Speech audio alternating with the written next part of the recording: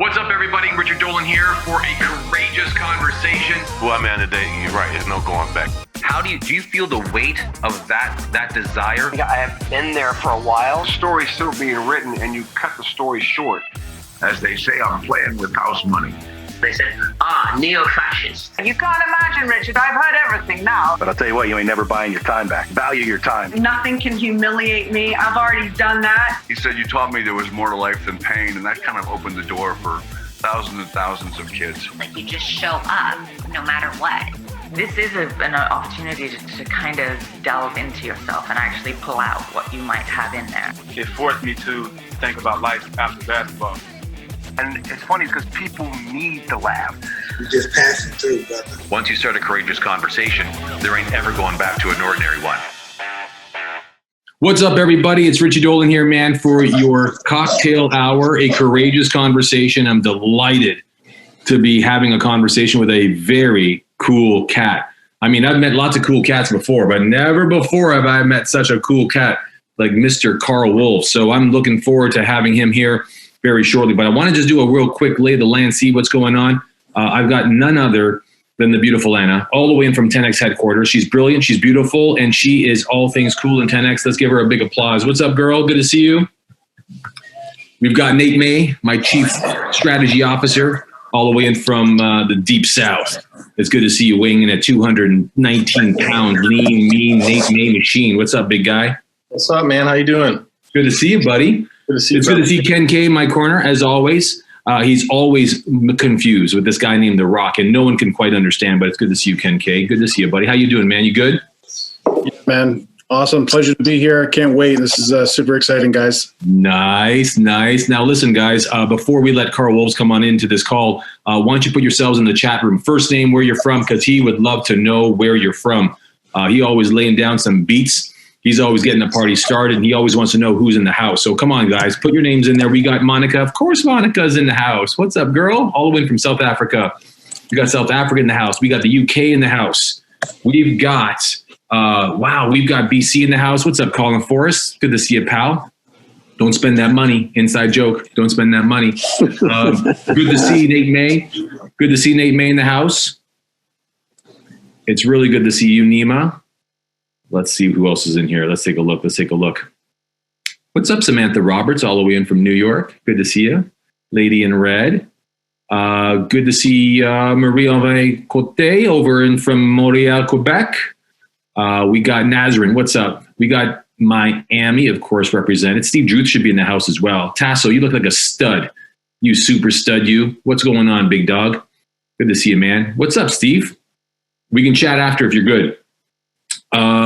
Let's see who else we got in here. We got Stefan. We've got Amanda Rose Belcastro representing Next Gen. What's up, Next Gen, Jay? Next Gen is always this gen. It's the right gen. What's up, Leah? Good to see you, darling. Who else we got in here? Let's take a look. All right. We've got Satinder in from Vancouver. Of course, T-Dot's in the house. We got Bruce. We got Montreal. A lot of Montreal in here today. Ça va? Who else we got in here? Oh, wow. We got, so here on my other line here, we got Germany in the house. We have Italy in the house. I don't know what time it is in Italy right now. We've got other friends and family from across the pond. UK's representing. Got Cambridge in the house. What else we got here? We got Jean Paul in the house from Paris, France. We got new licensees in the house. Good to see Miriam Al-Ali representing the UAE and the place to be. UAE and the place to be. What's up, Kaya? It's good to see Kaya and Nima. It's good to see Marc Jean, or Marc Jean if you're American. I did the French version, by the way, so it's good to see you guys. Well, listen, everybody, it is Friday afternoon, and I've missed you. I know that each and every Friday since this COVID-19, this coronavirus came to try and stop us, we all know, as Grant would say, ain't no virus going to stop us. And so we started these conversations. They started off as a great excuse to have a cocktail at 4:30 in the afternoon. It also became a great excuse to spike your coffee or just simply checking with people because, man, you're here and you survived another week. So come on, folks, give yourselves a pat on the shoulder because you all in quarantine. Ain't nothing going to get you going past that. But I want to make sure you all know that it's been a lot of fun doing these calls. We've had incredible people, lots of people, different types of people coming in these calls. We've had the personal trainer for LeBron James show up. We've had the Emmy nominee Finola Hughes, the matriarch of General Hospital, show up and say hello. We've had all kinds of incredible people show up on these calls, big and small, just to share with you just how they've had a great, courageous vacation in spite of this Corona-19, whatever you want to call it. Now, I do want to do a special shout out to the realtor of the year. This man is so special. Where's Mitch? Mitch, where'd you go, big guy? Where'd you go, man? Why don't you say hello to everybody? We got a fellow Torontonian in the house. Mitch, I've unmuted you. What's up, big guy? You doing okay yourself? I've been great, man. You looking good. Keeping out trouble? Hey, man, listen, I want to just acknowledge you on behalf of everybody here because we've got lots of people checking in, saying hello. They're big fans of our very delighted guest, who I'm going to introduce shortly, Mr. Karl Wolf. But more importantly, I want to just acknowledge you for not just being a realtor, not just being a great connector, not just being an influencer, but more importantly, you're a great fellow citizen of this great city of Toronto. I mean, I've been watching you raise money. I've been watching you mobilize volunteers. I've watched you feed the hungry and take care of the poor during the worst time in the history of mankind in my hometown, great city of Toronto. So folks, let's put some love in there in the chat room for Mr. Mitch, the greatest Greek I've ever come to know. Man, you are a cool cat. We love you. We appreciate you. How do people follow you and get a hold of you, man? Where are you at on Instagram? Can you put your handle in there, bro? Mitch_Christantos. I'll do it in a little while. I appreciate you. I've been following you for years, Rich. I've known you for years, and everyone knows that Karl is like my brother. So to see the two of you together, I'm so delighted.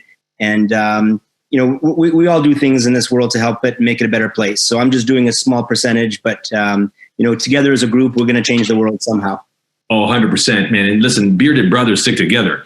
I mean, Karl had to do his thing and I had to do my thing. So I'm grateful. In fact, for those who don't know, as a mild lead up to the introduction, and Karl, if you don't mind, Mitch, if you don't mind, go into the chat room and just put your Instagram handle, because there's a lot of people, especially in Toronto, who want to have a chance to get to know who you are and find a way to follow you and all the cool things that you're doing. But what's important for you to get is that this guy's a connector and a little bit of coaching before we get to the conversing.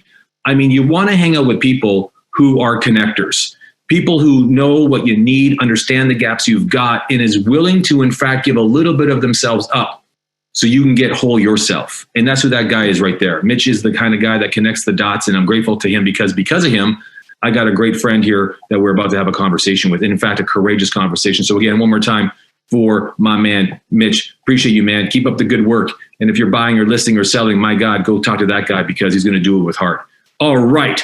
So let's get on with it. I mean, I don't even know where to begin because of all the things I can tell you about this incredible man, Mr. Karl Wolf. I mean, he stormed the musical front with a vengeance way back in the early 2000s. Heck, I mean, back in the time when you've got a guy who worked with guys like Sky and Chauclair and Culture and a whole bunch of others. What was incredible about his work and what was incredible about his style was, aside from being a pop artist, considered a soul artist, considered a dude that understands musical fusion, but at the end of the day, R&B, he's been known for having originated out of Montreal, Quebec. And I mean, a man of the world, truly has been an inspiration for all things musical. Here's the thing you don't know about Karl Wolf that you couldn't even look up. He's the only guy right now representing the organic creativity and musical genius of the great city of the 416. I mean, before Drake, there was Karl Wolf. And before all things cool, I mean, Karl was there championing the cause and making sure all things musical got the props it deserved. So he's going strong. He's going great. But quite frankly, according to Google Analytics, and here it comes as an introduction, he's just getting started. So let's put our hands together and welcome Mr. Karl Wolf. What's up, big dog? You might have to unmute yourself. Let's unmute yourself, bro. How's it now? You're good. What's up, Richie? I'm good, big guy. How are you, sir? What a beautiful introduction. My God, thank you. You're welcome, man. Blessed to have you here, man. So first and foremost, how you been holding up during these crazy pandemic, protest-rich times, man? Incredible. Just some ups and downs, man. It was hard at first. 3 months and a half of quarantining by myself. My family's in Montreal. Haven't seen my mom, haven't had my mom's cooking, haven't seen my family, my friends. It's been a little tough, but we got used to it, right? There's a new normal out there and we're making do. Well, dude, I mean, not only are you making do, you're making music.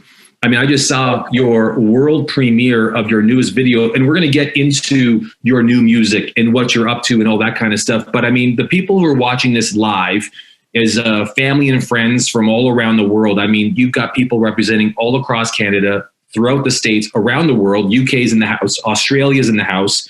I mean, you got people in from Paris, from the UAE, another place that you're no stranger to. I mean, you've got a whole bunch of people in the house who are just here to hear how you came to be. And the reason why this is called the Courageous Conversation is because people want to really first start with, how did you get started? First and foremost, where did it become you wanting to be a musical genius, an art sensation? Tell me, take me to the beginning for where it all started for you musically. So I was born and raised in the Middle East. I was born in Lebanon, Beirut, Lebanon. We left when I was 3 years old because of the civil war. My parents literally fled under bombs. And I remember being in a bunker with my brother. And my parents would leave the whole day and they'd come get us. So there were little memories of that. But my dad finally got a job in Dubai through his brother. We lived there. I graduated high school in Dubai. And then I came to Canada. I went to Montreal to further my studies. I went to Concordia University, Dawson College and Concordia University. I wanted to become a lawyer, but then I went into film. I love the entertainment industry. And while I was studying, kind of slowly got into promoting certain clubs. I got offered some gigs here and there. A friend of mine connected me with this hip hop group at the time, and they were kind of unknown at the time. And they became the number one biggest selling hip hop group in Quebec. And they were literally, they changed the game of hip hop in Quebec. They were the first ones to go number one and go on radio. It was called Dubmatique. And I became the back vocalist for Dubmatique when Barnev, who is the current backup singer for Celine Dion scooped him up. And that's when I replaced him. And that's kind of how I got my start. My parents are both musicians. My mom was a piano teacher. So kind of learned, piano. I went up to grade 3 in piano. Just to let people know, if you go up to grade 7 or 8, that's when you become like a teacher, officially certified teacher. So I went up to grade 3. In university, I studied music as well. So music was part of my life, but I love the entertainment world, even, and I still love the legal part of the music industry. I love the business side of it, and all that. So that's fascinating to me as well. And I think that really helped me in succeeding in this industry. Well, what we often will call is that those you associate yourself with or the circles you find yourself in, if it alters the trajectory of your life, we call that proximity equals power. So you've got to really watch the people you surround yourself with. Now, given that, how important has being surrounded by the right people served you, given that, you're an accomplished now musician, you're a thought leader in that space? How do you go about really selecting the kind of people that you got in your world, in your camp, in your corner? What's interesting, Richie, is that at the beginning of my career, when I first started, and I'm sure like everyone else who's ever succeeded, no one cared. No one believed. No one cared. Really, literally, I'm telling you, managers of record companies, managers of artists, executives, everyone told me, you'd never make it. You're not a star. You don't have what it takes. However, we love your songs. We love what you're writing. We love what you're composing. So for me as a business guy, I was like, okay, you know what? Maybe it's not ready for me yet. However, I'm going to produce and write and somehow make my money from that. So that's kind of how I thought about it. I was like, okay, you want my songs? $4,000 per song. Oh, we'll pay that. I'm like, really? So I started building my money that way, because I thought one day I'm going to have my time. I build my money first, then I build my career second. So that's kind of how it worked out for me. Unfortunately, at the beginning, it was very hard for me. However, I did have some good people along the way. There was one guy, his name was Nick Carboni. Incredible. He had a long career as a manager at the time, and he discovered my voice somewhere. And he was like, Karl, man, there's something special about you. And we're talking, I don't want to say, my age or whatever, but we're talking plus 10 years ago. Okay, something like that. Before I was known, before anything. And he was like, in your early teens. Yeah, exactly. Something like that. There's something special about your voice. And so I thought, finally, someone's discovering me. Someone's interested in me as a singer performer, not only as a writer producer. I went into the meeting and he was like, man, I've got this new artist called Gabrielle des Trois Maisons. She's a French artist in Quebec. And I'd love you to produce or write her songs. I'm like, no, not again. Producing and writing, which is amazing. I love the craft. But I was like, I thought you fell in love with my voice. And so again, that gave me my first platinum and gold record and first award, which was the Juno Award. It's a Quebec Juno, the equivalent, best sound and mix of the year. And so he started my career. So it's really important, I think, to, he kind of gave me that stepping stone to move to the next level and gave me that confidence, essentially. That's amazing, is that oftentimes people think that it's the awards that give you the confidence when it's actually human beings that do. They give you the support when you feel like you're falling. And it sounds to me that, when no one cares, finding someone that does is important. And based on what you also said was assigning a value to your work.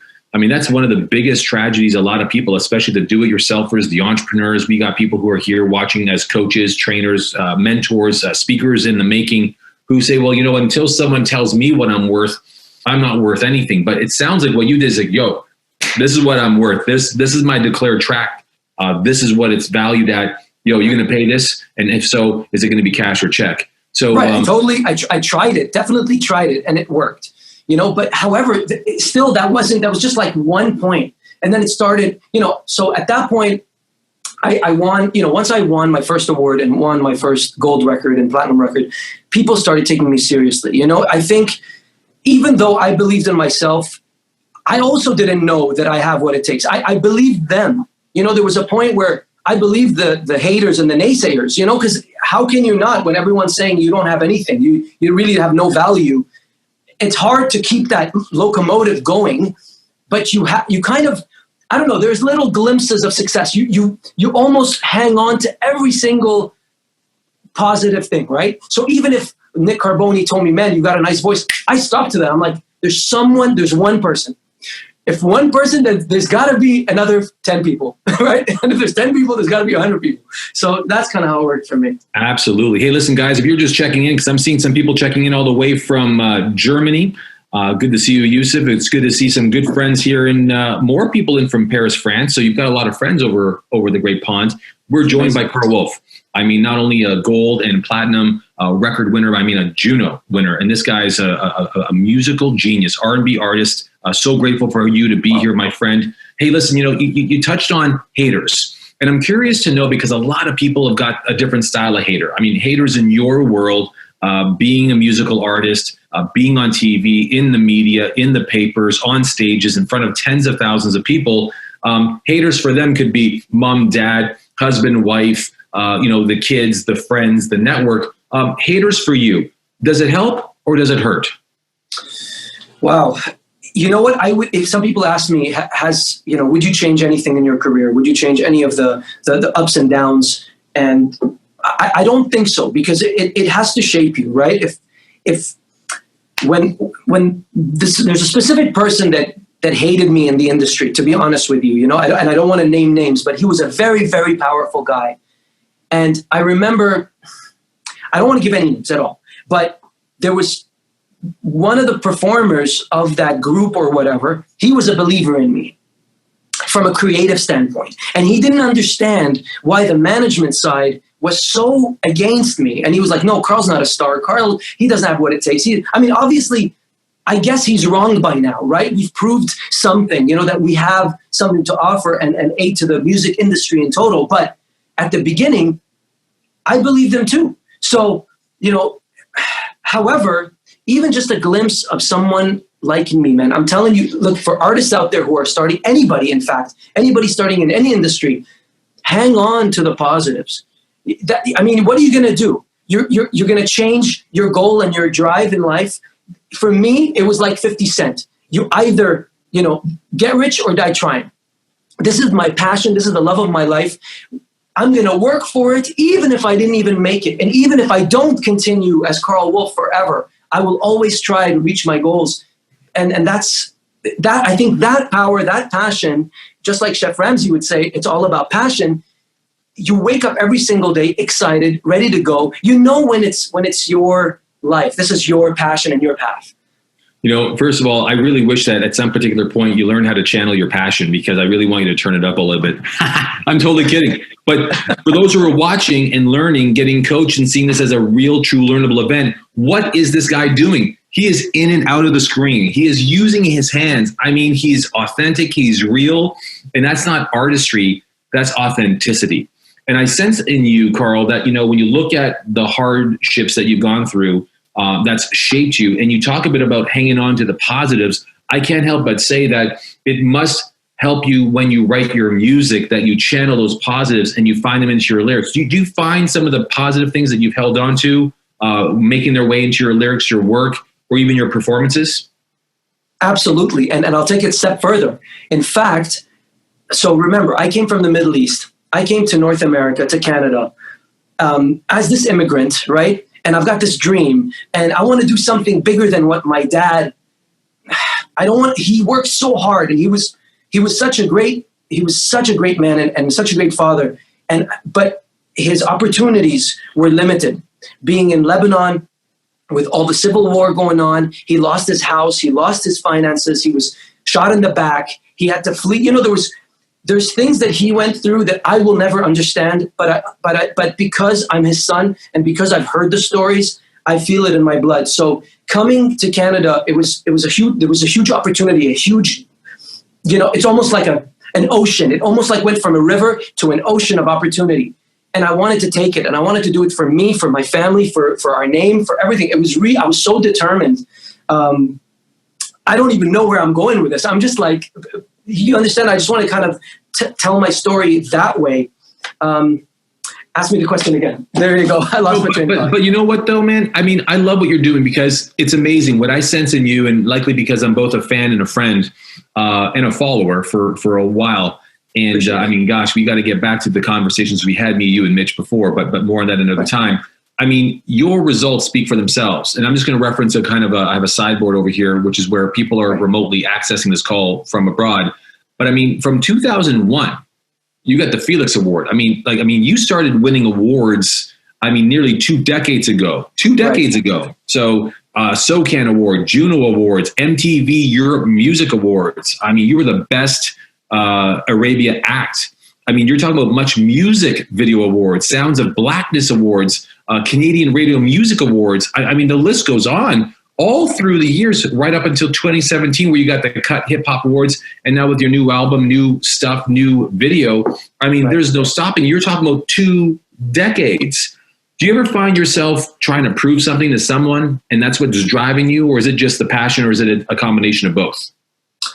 You know what? It came to me right now. My point was, sorry. My point was. That was so Canadian. That was so Canadian of you to say sorry, by the way. But sorry for that. I apologize.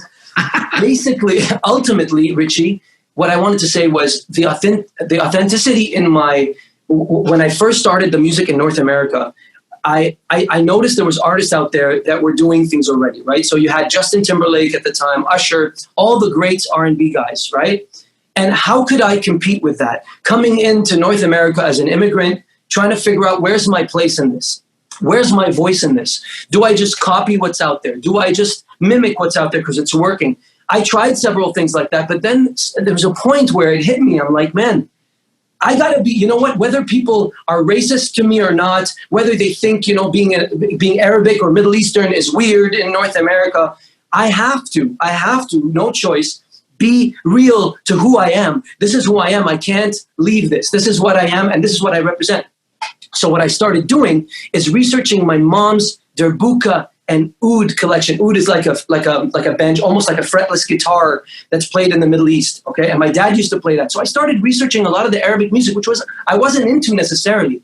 But then what I did was I bridged the gap. I took all my experiences, all my influences from like Michael Jackson, Prince, Stevie Wonder, you name it. Okay, and I blended that, I fused that with some Arabic, Middle Eastern music. And that's what gave me my first identity as an artist that added something to the industry as opposed to just copying and following.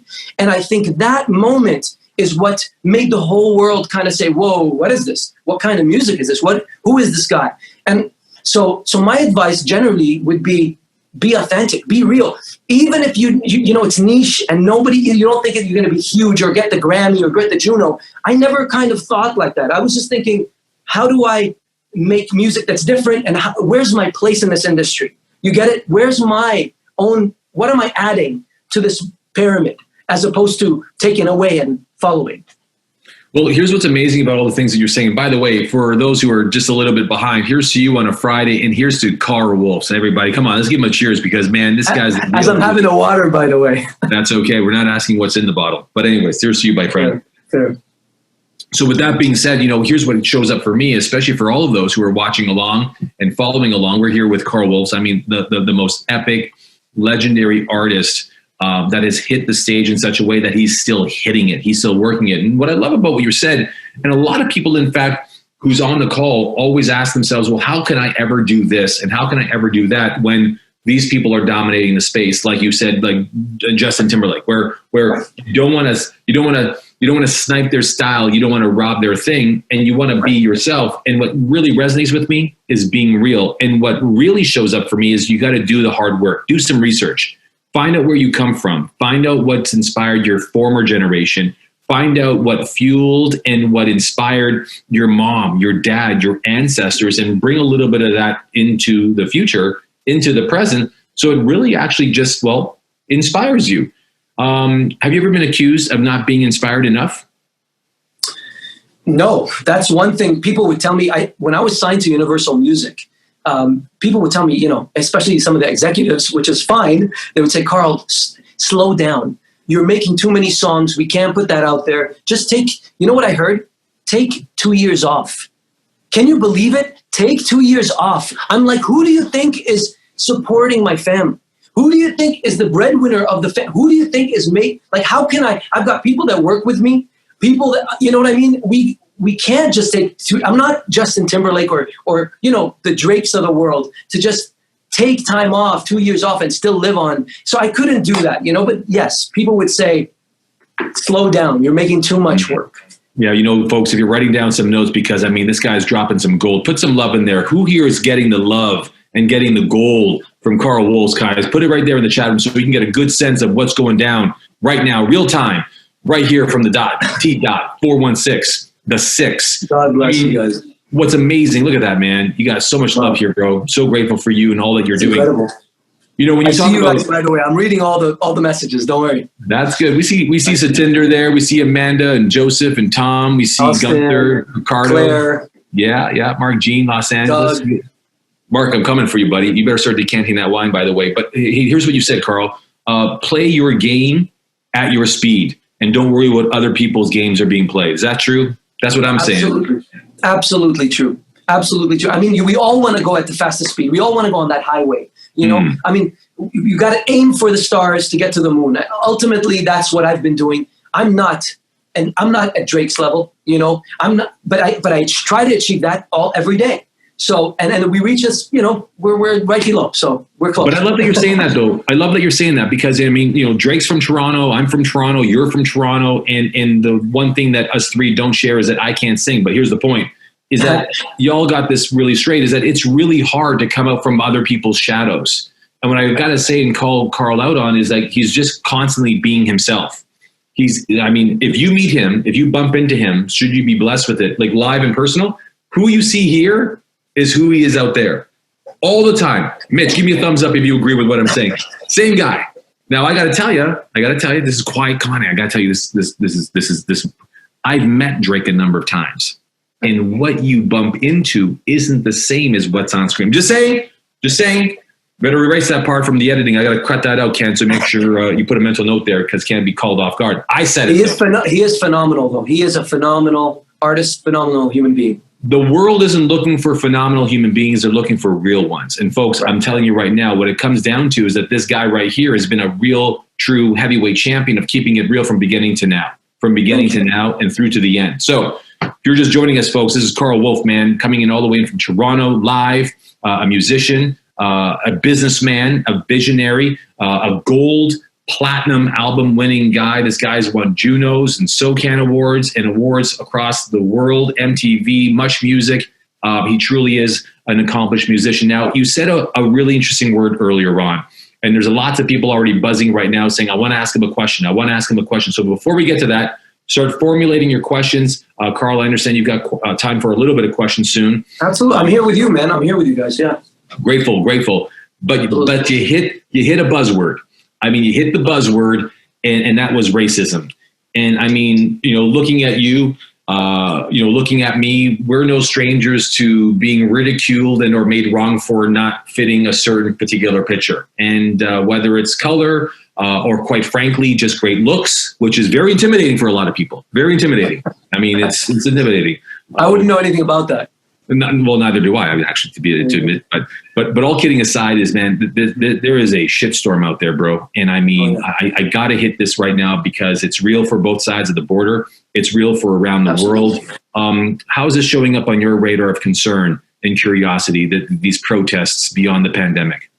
I mean, I'm all for it. I'm all for it, of course. We all know that racism should, it needs to be abolished. I mean, we can't have this anymore. It's ridiculous. It's 2020. That's why, I wrote a little piece on Instagram, and I wanted to write something. I wanted to say something that came from me deep inside myself. And one thing that I can connect to that is being a Middle Eastern guy, but passing as white. You understand? I didn't have even close to the fraction of kind of the racism thing that happens. Okay. I've got a lot of black friends, and I know that it's real. I see it. I felt it as a Middle Eastern guy, but very, very so little that I could just imagine it being amplified, being a black person in North America in general, and it's around the world. So I really believe that, there are, even in Canada, it's a serious issue, and it's a systemic issue. It's more like at the job place, even though it's hidden, right? In Canada, we're kind of nicer about it, but it's really there. So, and I'm glad this is coming out. I'm glad. Look, we cannot have this anymore. 2020, that's it. We're signing it off. It's over. From this day forward, no more. We have to understand. Police has to understand as well.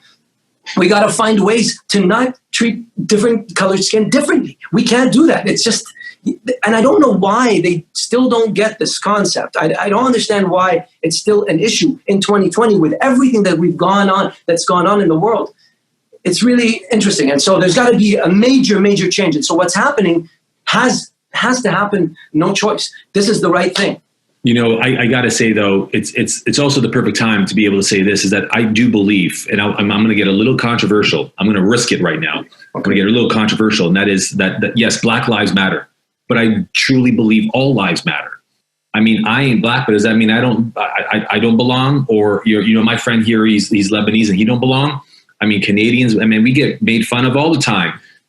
Sorry, eh? And what's this all about? I mean, all that kind of stuff, and I'm not to ridicule, minimize, First Nations, all of that, right? So all of this is just to basically say, this is a great time to press reset and forget. Press reset and forget all of what we've got as these preconceived notions about all of people, and say, hey, we all matter.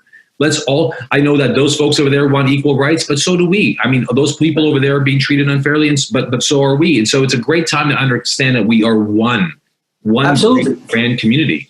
Would you agree with that? I think the concept, I do agree with that, but I do think that the Black Lives Matter, because it's imminent, and, at the end of the day, you know what? You're kind of right, because do I see a Middle Eastern guy at the top of the executive chain in the music industry? No.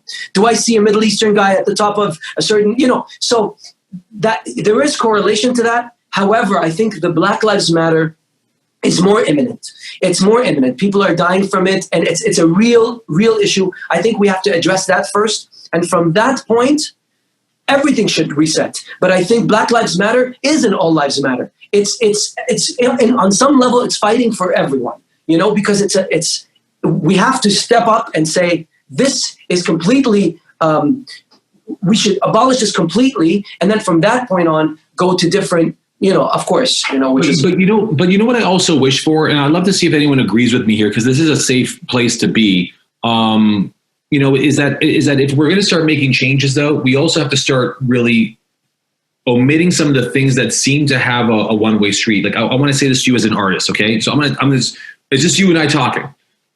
I have a 13-year-old son.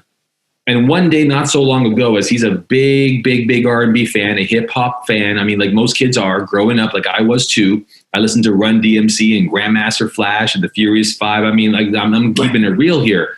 Right. But man, the day my son said the N-word, it's like, whoa, dude, that's worse than anything else you can say. And he asked me a good question. He goes, well, why do they? As in, why did the artist say that on that song? Right. Like, why is that track okay to have it? Why is it all inclusive? Right. So as an artist who isn't black and you ain't white, you just good looking, which is what we call us brown guys. We just good looking. Is like, do you see that as being possibly the next seismic shift in the creative forces of the entertainment industry? Is that there's some things that might have to be altered in that space? Interesting. I mean, I am not one to ever say that, and I would never ever use that in any of my songs, of course. Even with my black friends, when we're all hanging out, and they even call me that, as like an endearing thing, and I'm like, I would never look. At the end of the day, whatever hurts someone and whatever has a history of hurting someone, I am not with it, and I'm not going to condone it. It's as simple as that. It's like whatever if someone's saying something to me about Middle Eastern that hurts my history, I won't condone it either. So I think that's where I draw the line. But I'm not one to say even my opinion on what, if you are black and you want to use that word, that's I don't even know what that feels like or what that is. So I will leave it at that, but I will not use it. That's for sure. I had a great conversation with a dear friend right before this interview, and you know who you are because I think you're checked in here. But I mean, we were just chatting about how angering this all has become. I mean, everyone's like, look, enough. I have long hair. By the way, I'm cutting my own, but I mean, we've got long hair. We haven't been out. I need a manicure. I need a pedi. I mean, it's just super crazy. I mean, I just want to get out. People are about to implode, and we're getting angry. And I said, maybe this is just the time for everyone just to lean in and listen. Lean in and listen. As a leader in the world of music, do you agree with that? Do you feel that maybe what happens is that this is not just about the protest, but the importance to just leaning in and listening a little bit more and more regularly? I think so. I mean, I agree with everything you're saying. Look, I'm a firm believer in the universe it makes you. So you're taking space in the universe, and the universe is just hugging you, So everything we do kind of makes space for, that's what I believe. And everything is meant to be right now. This is very important because it wouldn't be meant to be if it's not happening the way it is. It has to happen this way. We've been ramping towards this. I'm surprised it didn't happen earlier, but it needed a moment. Like, unfortunately, George Floyd, passed away, got murdered, by those 4 cops. And it's unfortunate that had to be the moment, but it is here.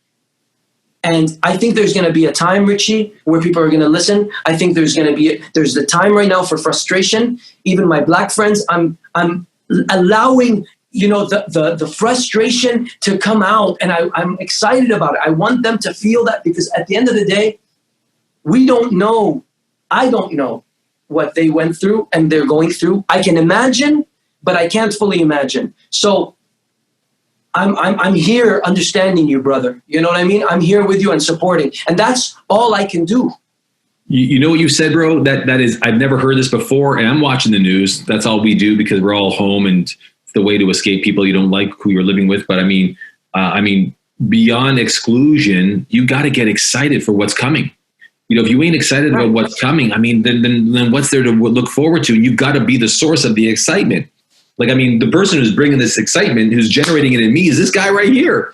So I'm like, he's here, I'm here. I'm like, dang, this feels abnormal compared to this guy. Let me jack up a little bit and get there. You get what I'm saying? Right.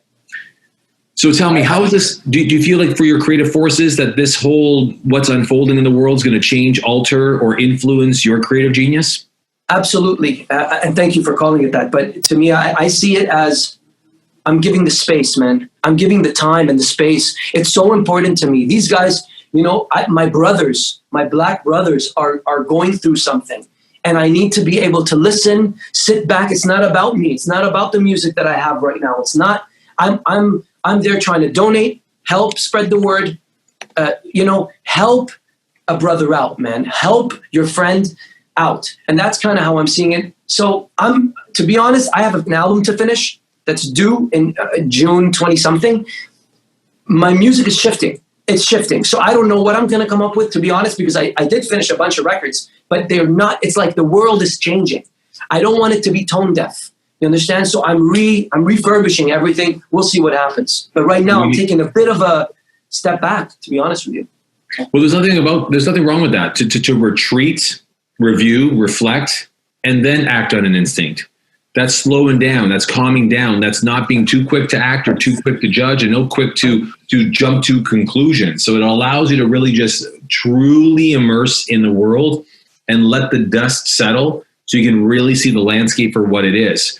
Hey, folks, we've been joined by Karl Wolf, man. I mean, this is the legend right here. We got the best is yet to come. So grateful. I know there's some questions building up, so we're going to open up the lines here. See if you've got the question. Just put up your hand so I can know who to unmute in this conversation, so that we can hear from all of you and find out who here's got the question. So Vincent, I'm coming on over to you, buddy, and then Yusuf, I'm coming to you next, all the way in Germany. So Vincent, introduce yourself. Where are you from? And what would you like to talk to about with my good friend, Mr. Karl Wolf? Oh, thanks for having me on. I'm from Edmonton, Canada. So right on from the other side. Love your music. Actually want to know more about your setup you have behind you. What do you got going there? How are you, buddy? And how's Edmonton, man? I've got a lot of friends there. It's awesome. Incredible, Thanks. brother. Good to see you, man. Thank you so much, too. So yeah, I've got, in terms of musical equipment, so I've got the Triton here, the Trinity, which is the module that I use, in terms of, I've got my Events 2020s. Are you a music guy? No, I just love music, but I'm super curious what you got going Okay, there. because I was about to go nerdy on you, but I've got my Event 2020s monitor. So basically, I'm in my studio, if that's what you're asking. I'm in my studio, surrounded by, this is my house, by the way. And I've got, the platinum records on the walls and, my achievements surrounding me. So I just keep it going, all the time. Awesome. Thanks. God. You too, you got it, buddy. You just took the edge off of whatever buzz I had. So Vincent, keep it back there, Mr. Licensee. I know I had another question there. Where was it? I just found someone right there. Hey, Nate, did you have? I got you, Nate. By the way, Karl, just so you know, I'm scanning the comments. Lots of private comments saying, "Please, what would it take for this guy to play something for us?" And I'm being hammered. Just so you know, there's no pressure.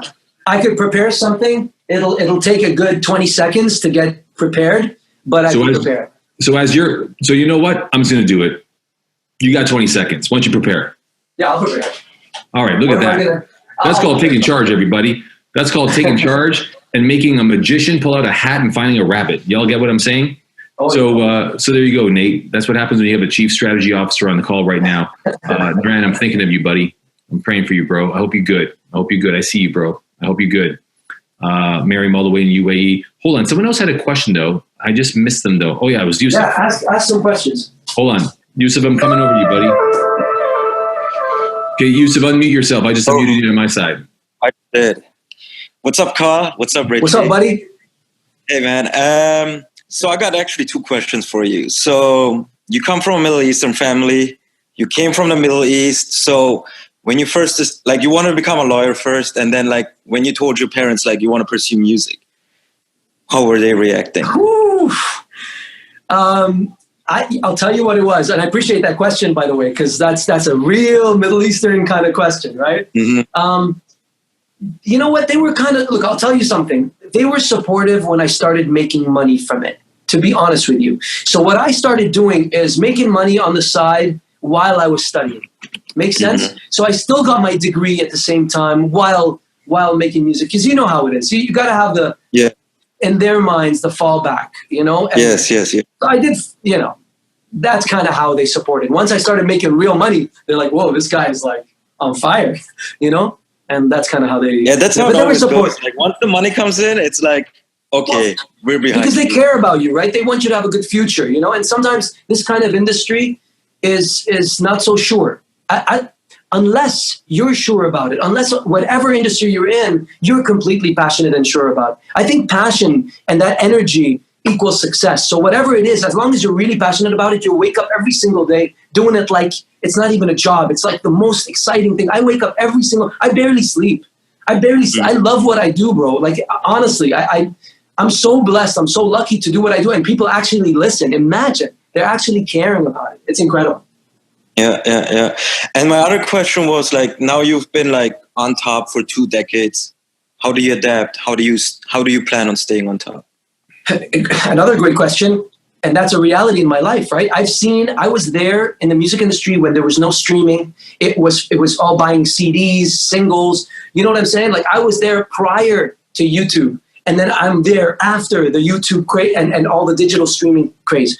We had to shift completely. And you have to be able to shift as a business guy. I'll tell you something. Record companies took time to shift, major record companies, because they didn't know what to do when Napster was there and everybody was, quote unquote, stealing, borrowing, sharing music, whatever you wanted to call it. I remember all the heads of record companies were losing their minds. I mean, we're going from selling CDs to people sharing songs or stealing or whatever you want to use. Okay? So we had to find a way to move. Right now, I currently own all my catalog. We're the record company ourselves. We make music. We make money from all the digital sales, from digital streamings. I mean, honestly, it's become great.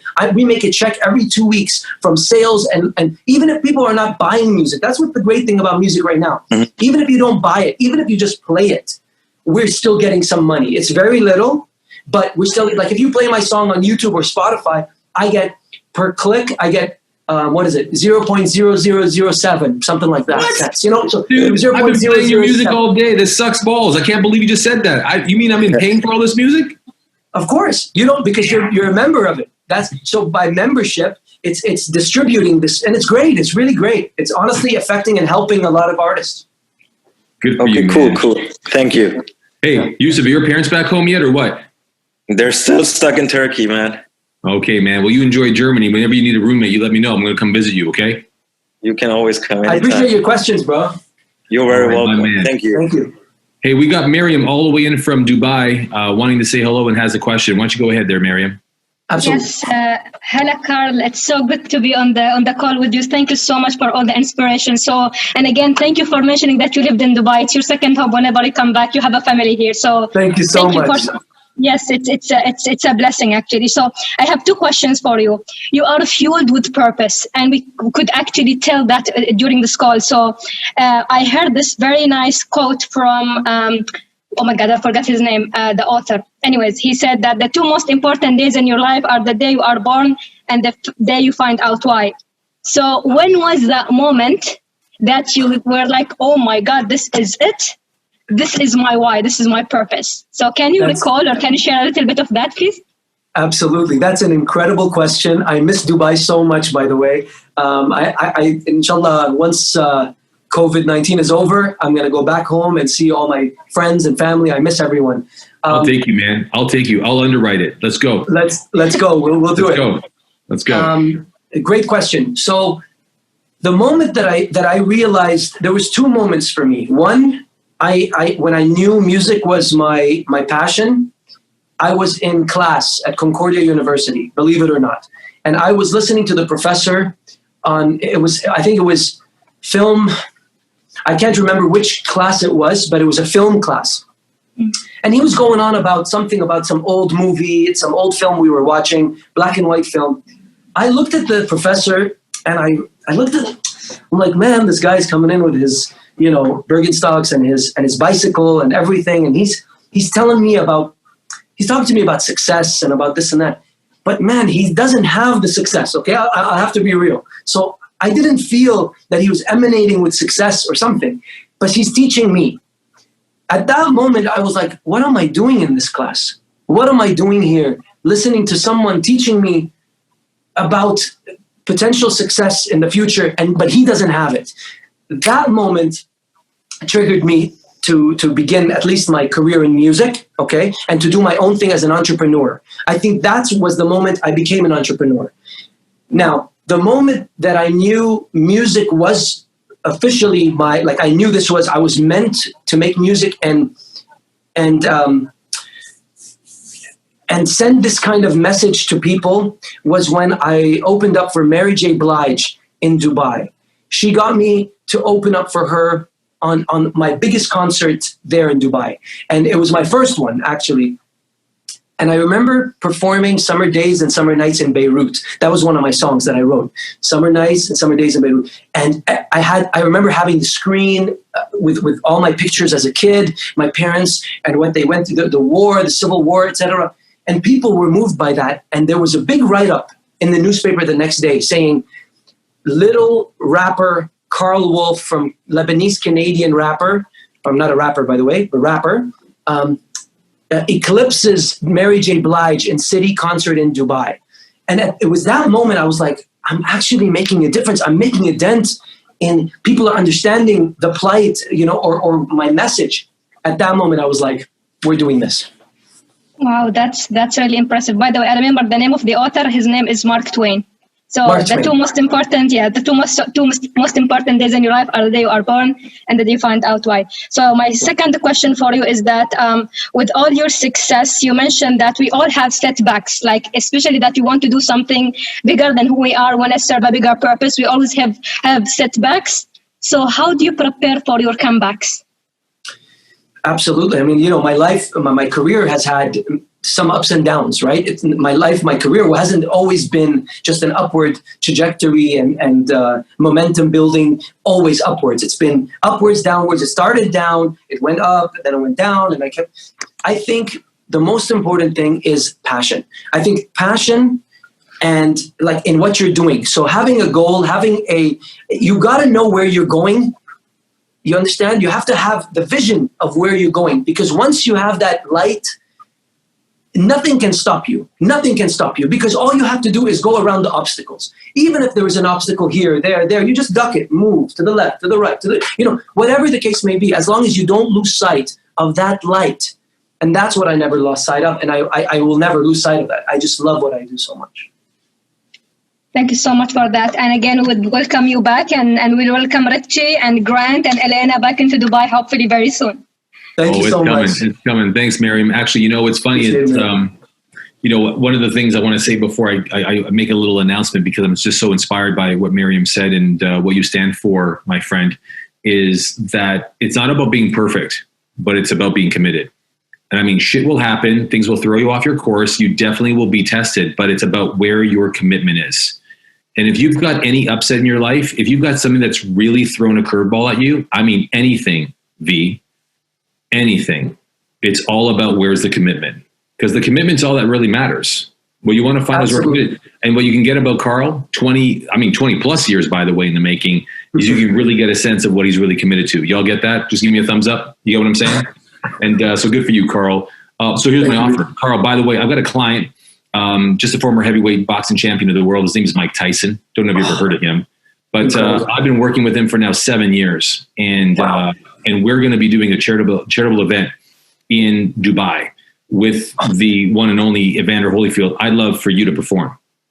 I'd love to get you there. You want to do it? The answer is yes. You got the yes right away. I'll call my manager right away. So I'm gonna have you perform on Grant's plane. We'll hitch a ride down there with his plane. So he'll love meeting you. It's gonna be a lot of fun. Hey, listen, I got Gunther here. But by the way, we're doing that for charity. By the way, Tyson's about to announce 4 rounds with Evander, grudge match in Dubai. The Saudi prince has been a longtime friend, and we're doing it in Dubai. So we're going to definitely do something really epic with you. So Karl, it'll be lovely to have you come along. Can I jump up and down now or later? I'll jump. No, we can jump up and down. But if Mike was here, we'd say, "Hey, relax, Karl, relax. I haven't fought yet." I'll lay back. That's Gunther. Amazing. That's amazing. Gunther, where are you, man? Gunther, I know you want to ask a question of my good friend here, Karl. So why don't you go ahead, buddy? I'm going to lower your hand. Go ahead. Thanks, Richie. Hey, Karl. Greetings from Costa Rica. I really love your energy, man. You have a lot of energy and it's contagious. One of the questions I have, when you are starting somebody that you didn't have experience, one of the challenges is credibility. So when you start on your industry, how did you overcome that problem or that challenge, let's say? Absolutely. That's a great question. Let me remember, because this was a while back, when I first started, because you're right, it's different when you do have credibility. However, and I'll go back to your question, but I just want to go a little further on that. Even now, as someone who's established, and my name is established in most of the parts of the world, it's always a challenge. I don't think it ever, even till now, radio stations still don't play every song that I put out. It has to be proven. Record companies don't just say, okay, we want to sign it and put it out in Germany or in certain countries. It has to be proven that it's working on Spotify. So I don't think I've ever had that situation where it's easy. I think, in fact, it's sometimes it's met with a little bit of scrutiny because, is he done? Is he over? Does he, has his heyday been, has he done his work and that's it, where he's kind of a has-been? Does he still have it? So I think it's very similar, but you're right. At the beginning of my career, you know what the difference is? I wasn't upset at that. That was the difference. I kept on going and I wasn't upset because no one knew me anyways. You understand? So I was starting from a clean slate, like a clean bouncing, whatever, like a trampoline or a bouncing board. I was starting from scratch. Now I almost expect it, but I don't get it. So it's harder to deal with. I have to fight harder. I have to find different angles. I think in any industry, you just have to keep coming up with new stuff. You know why? Because there's always someone else thinking about the same thing that you're thinking about. That's something I also noticed, is that there's another artist coming up with the same concept, maybe better. So younger, cooler, better meaning in his songs. So it hasn't changed, put it that way. I think keep the mentality that you're an underdog the whole time and you can't lose. Absolutely. Yeah. Thank you very much. Thank you. I love it, Karl. I love it. Listen, man, you have no idea. I'm taking a lot of heat, man. I'm taking a lot of heat over here. So much heat that my ice cubes melted. People are like, yo, stop asking questions. Get this man and play some music. But there's only one more question. Only if you're ready to go. But I know Naran Kalathungam, he's got a question for you. He'll be the last question before you actually deliver a little bit of your musical magic. Naran, what's your question, my man? Karl, it is so great to meet you. And Richard, great job on my last name. Karl, when I hear you talk, you've got this voice inside of you that's just like pushing out of your chest to reach out.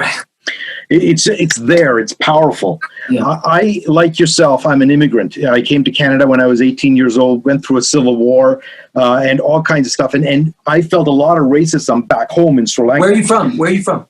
Sri Lanka. Sri Lanka, nice. Sri Lanka, right? So I felt a lot of racism there. And when I came here, Canada was a breath of fresh air. Today, it feels like, because everything is amplified right now, it feels like everything is negative. Question for you, I'm going to ask two sides of the question so you can go whichever way you want. One is, how did Canada help you find and create your voice? And given what Canada is going through right now, what's the message that you want your voice to push out into the 21st century? Wow, great questions. Okay, let's look at the first question. There was one person in my life, when I signed to, and thank you for your question. When I was signed to EMI Music, we're talking 15 years ago, or no, I think it was about 11, 12 years ago, with my first album as an artist, not as a producer, songwriter, but as an artist. When I finally made that break, and I convinced a record company to sign me somehow, magically. His name was the president, the CEO of EMI Records at the time. He's passed away now, so rest in peace, Dean Cameron. He was the first one to sign me as an artist. And I remember something he told me that was very, very, very special to me. And I'll never forget this moment. Africa, remember I had a song called Africa that was #1 in like 20 different countries around the world, which was the remake cover of Toto's Africa. But I did it in my own dancehall style. But I had other singles, right? So I had Carrera after that. And there was a song called Yalla Habibi, okay, which I put out. But I was scared to death, buddy, to even put that song out because I didn't know how North America and Canada was going to embrace that sort of, ethnicity in a song. It doesn't make sense, but it was so powerful, that song. I wanted to put it out. However, I was scared. Dean Cameron told me, Karl, why don't we go with Yalla Habibi as the next single? I couldn't believe it. I said, how come? How are you saying that? He's like, Karl, because that's who you are. you have to be real with who you are. And those who love you and those who understand will understand. Those who are going to be not racist against you, but prejudiced against you, if you will, or not understand who you are, who cares? You're being authentic. Be authentic, and people will recognize that. And I couldn't believe his bravery, to be honest with you, because imagine, as an immigrant, Yalla Habibi, that's an Arabic term. How are we going to put that on radio? How is radio going to play that? Brother, it became #1 on R&B iTunes for so long. It went gold in Canada. It was mind-blowing how many people stood behind that bravery by putting it out. And I'll tell you what, that bravery didn't come from me. It came from Dean Cameron. So sometimes having someone who gives you that confidence, someone who has power that says, hey, Karl, let's put that one out. That helped me big time. I hope that answers the first question. That's awesome. Thank you. Right. And the second question, going into 2021, first of all, let's get over COVID. Okay. I'm a big advocate of staying away and keeping the social distancing big time. Even my new music video, City of Lies, this is not a plug, by the way, but we shot that music video during COVID times, and we only had a crew of 4 on there. And it was a huge production. I was even carrying things. I was doing everything. I was acting as executive producer, artist, makeup artist. Karl, I heard you invented the first giant body condom. You were walking around with people in Ziploc bags. Is that true? It's very true, man. No. We really kept it 6 feet and more. And this was very important for me. So look, it's COVID. Everybody keep your social distancing. We need to bring this curve down. And that's really important. That's 1. 2, in terms of the situation going on now with Black Lives Matters, with racism in general, we have to support this cause. As you know, I've been talking about this. This is very important, even for us.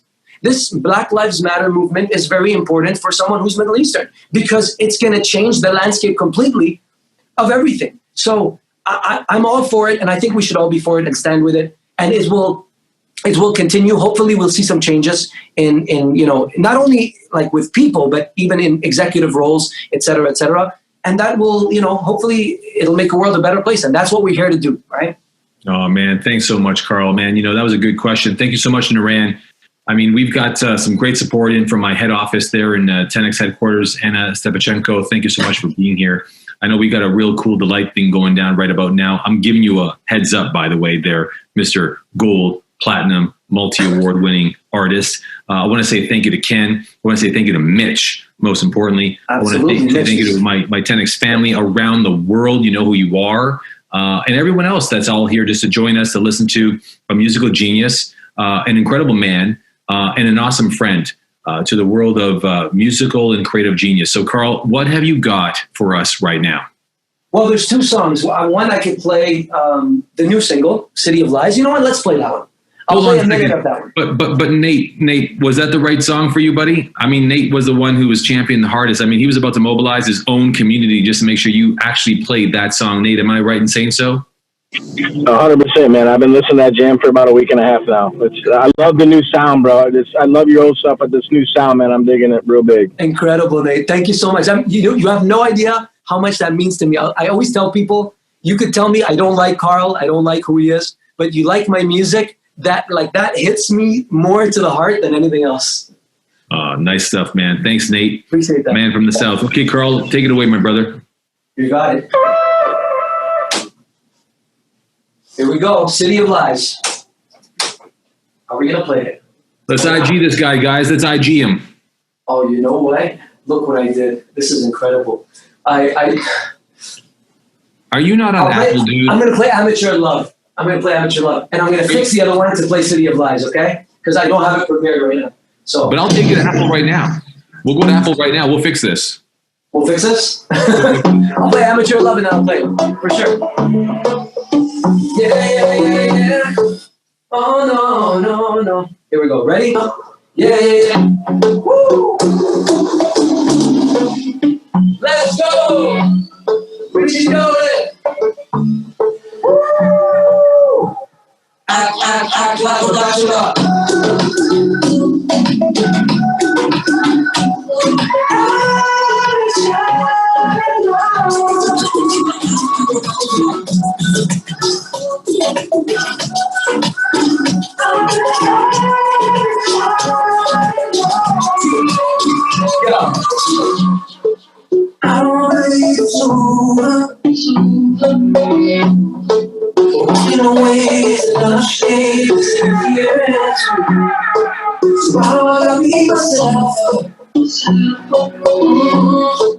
Feeling alone, she hanging on. Where you at?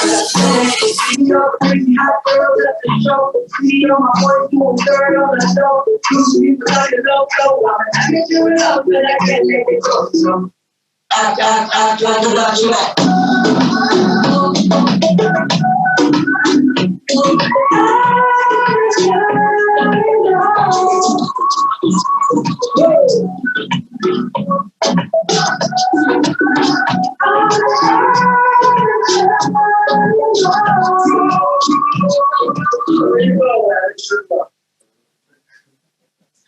Wow, let's give it up. Come on, folks, put your hands together.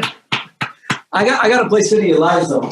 You do, man, because I got people whining and complaining. Okay. I've got people actually man-tearing right now saying, I got you. I got to find, there's something that happened here with the system, but it'll take exactly 10 seconds. I'm going to give you some time. Proximity is power, folks. Write that down. I mean, haters, do they help or do they in fact hurt? He says they help. He's talking about how all the adversity in your life actually shapes you and gives you the courage and the ability to, in fact, persevere and make things happen. I mean, we're talking about this guy just quoted none other than my other good friend, our good friend, 50 Cent, get rich or die trying. I mean, he talked a bit about how, you know, when you look at all the things in the world, don't compare yourself to others. Just be real, be you, be authentic and be true to the things that you really believe in. And that gave rise to the fact that life isn't perfect, but it only is if you're true to the commitments you've gotten. This man is a living proof of that. He also said you got to play your game and at your speed. Don't play at anyone else's game. Just because people are playing different games don't mean you got to play it. He also talked a bit about the fact that you want to make sure that you don't have to be a person of exclusion, but rather be an advocate for excitement.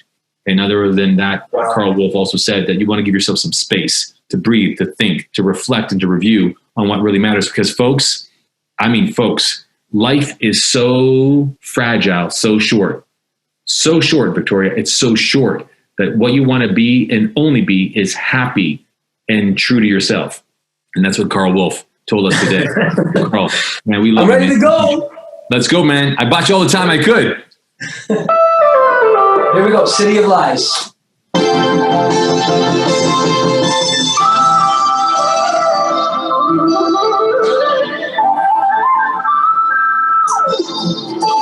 Hey! We started off from the bottom, now leave the top on top. Don't ride on me, yeah. I see the way that you're moving. You say that you can't stop. You must have been high. You must have been. Showing my vision, stirring me up. City of lies, so beautiful. You look like you ready. You look like you ready. Hey, you're not gonna take my life. You find me. You tell me lies. You tell me lies. So back in time, I'm to the dead inside me. You tell me lies. You tell me lies. Second verse, Richie Dolan, you ready? She walks down that shadow. I swear she got no soul. Don't ride me, yeah. She's feeling in her bedroom. She makes it lose control. I must have been high. I must have been. So many visions blurring me up. City is lies, so beautiful.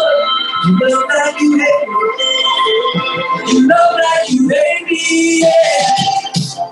You're not gonna take my life. Okay. You find time.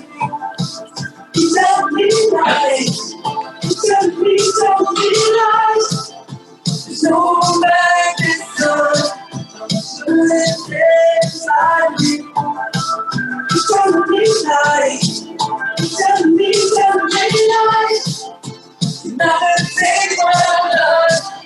So tell me one time.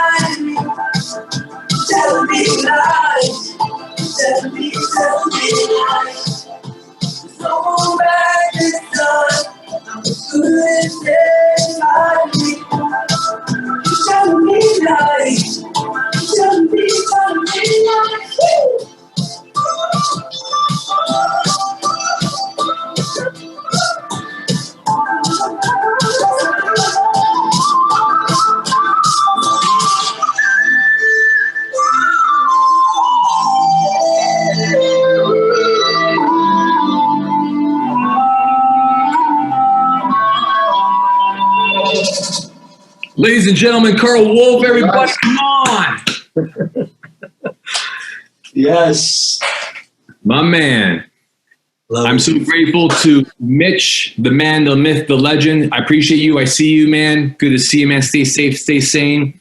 I mean, I'm so grateful to all those who are here, our 10X family from around the world, and all those who are on vacation, even up north, doing their thing. Be safe, stay sane, remain sexy. But to you, Karl Wolf, I appreciate you, man. You're an ambassador for what's possible and a champion for, I mean, the impossible. You are a living legend, and I think God bless you. To come. And I appreciate you, man. I see you. We got you. And the next time I see you, we'll be in Dubai. Absolutely. On the plane to Dubai. Let's do it. I'm not going to forget that.